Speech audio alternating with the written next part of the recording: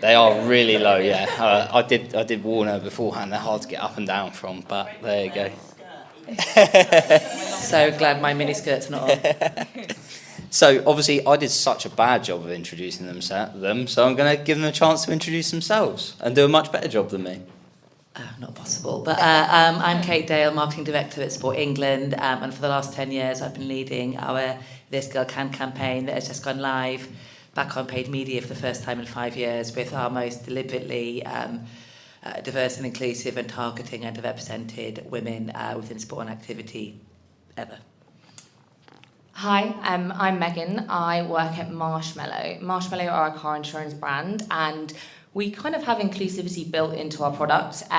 We are a car insurance brand for people that have moved to the UK who are basically critically underserved by financial services. They might have 20 years of driving experience in India, but they will be priced as if they are a brand new driver when they move to a new country, which is very unfair. So I joined Marshmallow as one of the first people in the marketing team and was responsible for building the brand and launching it out in the campaign that we're going to talk about today. Thank you. There you go. Told you they'd do a much better job. So, Kate, coming to you first. This Girl Can. Hopefully, everybody in this room's seen it. Give some nods. Come on. There we go. Yeah, everybody in this room's seen it. We're happy. Was there any fear early on with the campaign? And I guess thinking maybe about it 5 years ago, and also how it's different now. You said there's kind of an extra layer this year, and you've been really kind of purposeful about how you've targeted ethnic minorities as well. And how did you manage that as well? Thank you. Constant fear, if I'm honest. Going back from when we launched 10 years ago and then at the various stages as the campaign has developed.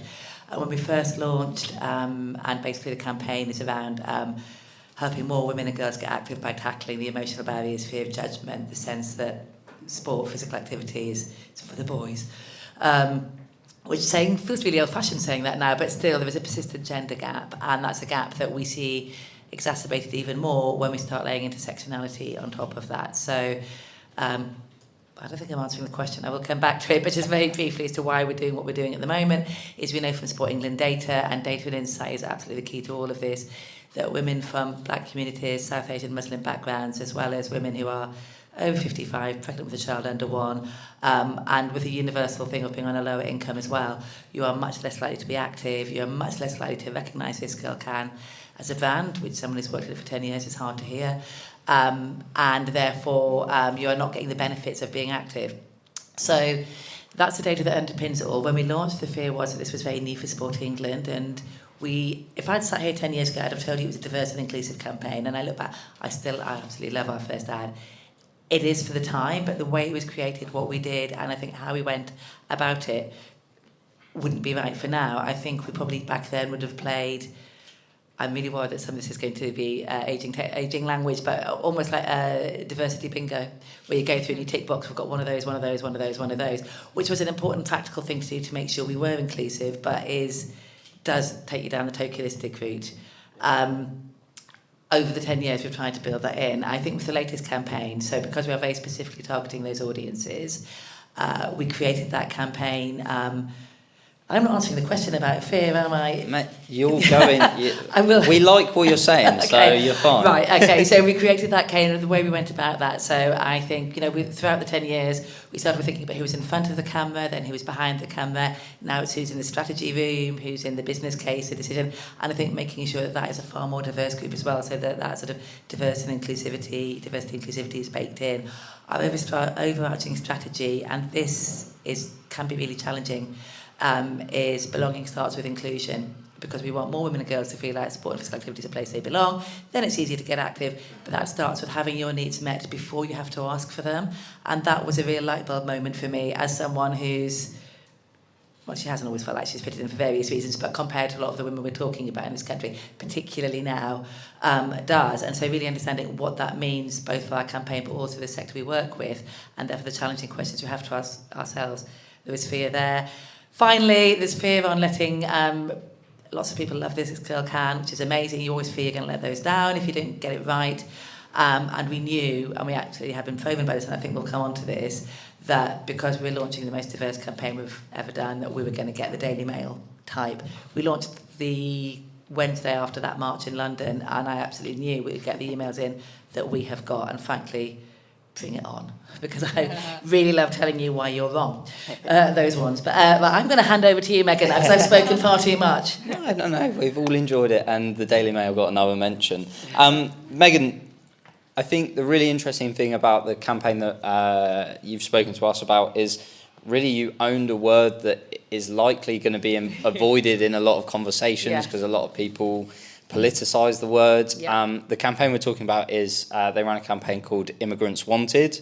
Obviously, immigrant is a very kind of political, kind of on-the-nose term, but talk to us about the fear around that campaign and the choice, I guess, to use that word so strongly.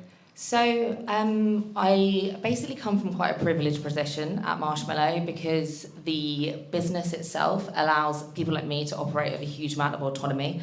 So fear of backlash from my seniors doesn't really exist. And we have values which are very rooted in being bold and being challenging, which is quite exciting for a brand manager, I'll be honest with you. But actually that fear came very internally from myself and from other members in the team, and that was about a kind of fear of, are we really, really, really including our customers with this campaign, or are we doing things which are maybe more performative and maybe more going to antagonise people we want to antagonise? And that's kind of, I actually think that's a really healthy thing, and I actually think fear and discomfort is a really good thing to feel within a team, because it leads you to have a good debate.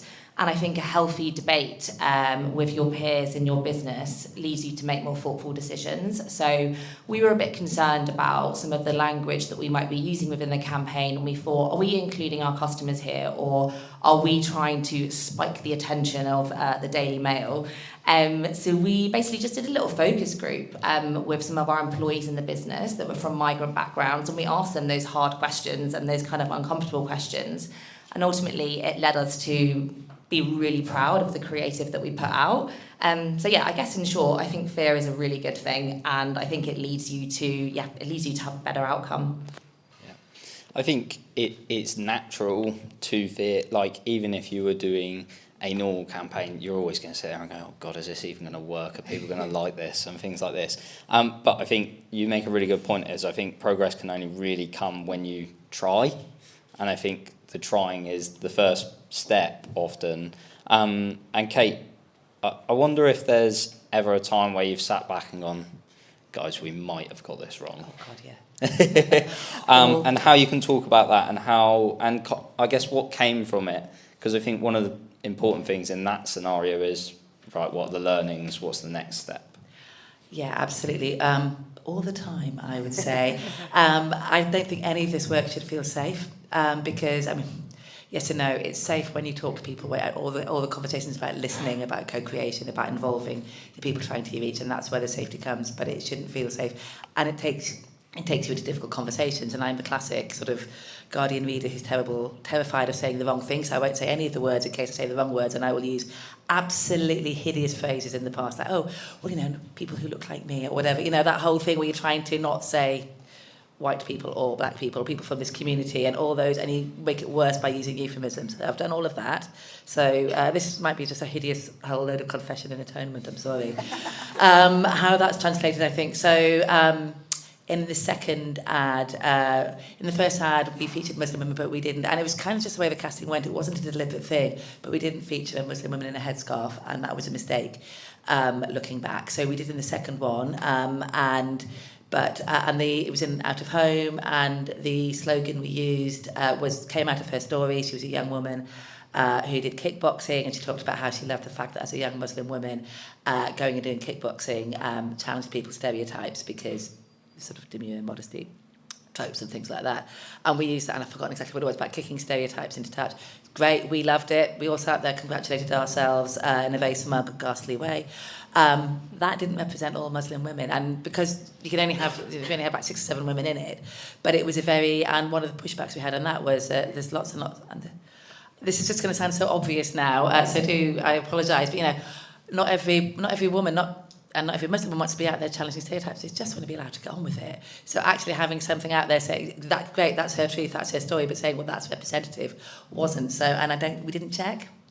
And I think if we had checked at the time, it would have been a really horrible sort of, in fact, that's how we found out about it, was, can you look at this and tell me what you think about it, instead of including people in the creation. And then finally, I'll do one recently, which is a learning, and we are, I promise, much better at this now, but we are still learning all the time. One thing that came up last week is we're coming back to the clocks, spring forward, fall back, clocks going back. We talk every year, we do Let's Lift the Curfew runs and talk about women's safety now that the nights will be longer, although it's a year-round daylight nighttime issue anyway, that's another thing. And we're working with a partner who is working with Green King, and they're arranging runs at Meeting Green King pub car parks, which is great, right, because they're well lit, there's CCTV, they're busy, but we've got a whole campaign based on belonging starts with inclusion, so it's not just that certain groups of women may not feel comfortable meeting in a pub car park. And okay, so there'll be other runs that they can do, but that as a leading message is reinforcing that sporty, boozy culture, which will be alienating to a very large group of our women.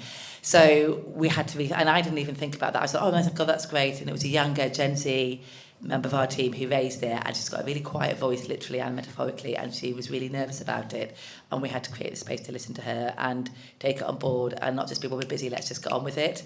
It takes longer and it's harder. So there was something else I was going to say about that, and it's gone completely out of my mind now. It will come back. I'll concede the floor. Yeah, that's all right. And Megan, I think the really interesting thing as well is when you're creating briefs at this stage as well. So somebody's come up with this idea, oh, why don't we do Immigrants Wanted as a campaign? What goes into that kind of briefing, and how do you make sure that you reflect the brand values and the place where the campaign is meant to go whilst avoiding stereotypes and falling into kind of stereotypical imagery, which is going to be opposing? So I think it happens before the briefing, if I'm honest with you, and I think that an understanding and empathy of your customer and an audience should be built into the pitch process. I don't know how people scorecard different agencies, but it's one of the things that we will use as a scoring for whether we go with an agency or whether we don't. And the way that you can kind of uncover that is if they ask you slightly deeper questions about your customers that aren't in that initial brief itself. And I think when it comes to the sort of insights and understanding that you provide within the pitching process itself, I think obviously surveys, customer data, customer transcripts maybe, testimonials, etc. are all great, but give them access to people who are on the front line talking to your customers every single day. Say, do you want to speak to our customer happiness team? Do you want to speak to, in our experience, the people that are having a really, really horrible time making a car insurance claim that's got in a crash? Like, that is the richest area of customer insight that any creative agency is ever going to get. And I think that a truly good creative agency should be incredibly curious and incredibly empathetic about the human experience behind a brand. And if they aren't really showing that, then I personally wouldn't be giving them the work in the first place. There you go, Thomas. We've got to ask some weird questions. Obviously, we've talked about fear, we've talked about kind of hesitations, things like that, but also to think about lessons learned. Kate, if you could start, if I gave you a completely blank canvas, nobody in this room has seen This Girl Can before, and you started all over again, what was one thing that you would do differently than you have? Or what's one thing that you've done differently this year as opposed to 5 years ago might be an easier way of framing it? I agree with you, it starts before the brief. So I think in developing this version, we introduced advisory panels representing who are compensated, which is really important as well. We pay for experience, we pay for sharing lived experience. So having advisory panels who can sit slightly outside of us and as critical in every sense of the word friends, and who will tell us when we get it wrong, tell us when we get it right, and push us into directions and tell us what we don't know, because you don't know what you don't know. I never thought about the difficulty of getting car insurance when you see, I can't even say the word immigration, can I? It's, so scared of these words. And then, of course, obviously, that makes complete sense. There are so many things that you don't know if you're not from that culture or that background or have that lived experience. I think those advisory panels, and then absolutely that long-term goal as well of bringing more people from different backgrounds, different communities through the ranks of marketing as well, so that that's inbuilt. But even when we have done a better job of that recruitment, I think having those advisory panels to sit slight outside and say, no, that's not right. So I think that is the most important thing that we've done that has made it different. Yep. Same question, I guess. Can you repeat the question? If you could start, so use Immigrants Wanted as a campaign. If you could start that again today, what's one thing that you would do differently than you did? So I think one thing that I've had to kind of really unlearn and has actually surprised me a little bit. I think when you're marketing to a minority group, you kind of people don't want to associate with this kind of feeling of being underserved as feeling as being a minority. You can't be the brand with this sort of saviour mentality. And obviously, we are solving a very real problem for our customers, and that's access to car insurance, which helps people get a job, take their kids to school, move on with their lives. But we're not their saviour. And actually, the experience for our customers, the experience of moving to a new country, is actually full of pride and it's full of optimism. And I think that we kind of started our sort of branding and communications all about we're serving the underserved, but actually people don't associate themselves with that. People are really proud of the position they're in and the journey that they've been on. So I think and it's kind of a learning that we're trying to bake into our campaigns and our messaging at the moment, is this sort of feeling of trying to get people to associate with this feeling of pride and of optimism and of excitement and ambition. It's been that's probably the biggest learning for me, definitely. Can I build on that? Of course you can. We've remembered the thing from 10 minutes that ago, as well, but also, oh God, now I'm going to... Menopause, brain fog. I was always forgetful. That's just been a really good excuse as I've got older. Absolutely. And that's so important. And I think that's one of the things that we've learned as well. And one of the joys of when we go around and we film the ads and everything, and I go out to the communities, I sound like Queen Mother now. But and you actually see what's happening anyway. It doesn't need us. And actually the best thing that we can do as an arm's length body, or most government organisation, sometimes is just get out of the way, provide money, maybe provide support, convene, but then get out of the way, because stuff's happening anyway. And I think celebrating that and being celebratory about it and not stigmatising all those awful phrases as well that used to be used about hard to reach audiences and all that bollocks, if I can use that word, like that. It's not that at all. It's just that no one's ever asked before, and seeing that has just been fantastic. And the thing that I was going to say, yes, the other mistake, and we keep making this at the moment, is when we're talking about, so there's obviously a lot of press and PR because we've just launched it, and we talk about what are the barriers that are stopping these audiences or more women getting active. And we've got some of the practical barriers, because part of what we're trying to do this time as well is change some of the systemic and cultural barriers as well, and not just encourage women to manage their own fears. Society needs to change too. Is we end up defaulting to talking about the barriers faced by what Muslim women have told us. And I think we're in danger of stigmatising Muslim women through that. Actually, what they're talking about is what would be experiences for lots of women, but it's almost like it's the go-to, most visible, most almost extreme example. And I think there's a real danger now. I was saying to the team last week, we need to stop doing that and have other examples as well. This is me being really raw and honest with you, because it's still something that we're working through. So I think there's something there. There's things that you can inadvertently do when you're trying to do the right thing that then can actually end up reinforcing it. And just thinking about how we're talking about this needs to change as well. We also need to dump feeling guilty as well, because I think that gets in the way. Yeah, makes sense. Thank you first for being really honest about that as well. I guess in the last talks as well, we've looked to leave with one piece of advice. I'm going to kind of narrow you down on your one piece of advice. And I'm going to say one piece of advice that you can give to people or teams that are scared of getting it wrong, and how they can overcome that, whether that be through engaging stakeholders or what that is specifically. You will get it wrong, but don't let that stop you. Talk to your stakeholders, talk to your panel, and we've said this so much today, but listen, be curious, listen, understand that you don't know what you don't know. I think for me, kind of everyone said it, but I think everyone said it because it's really important. There's a huge amount of great research that you can do from your desk, and ChatGPT, wow.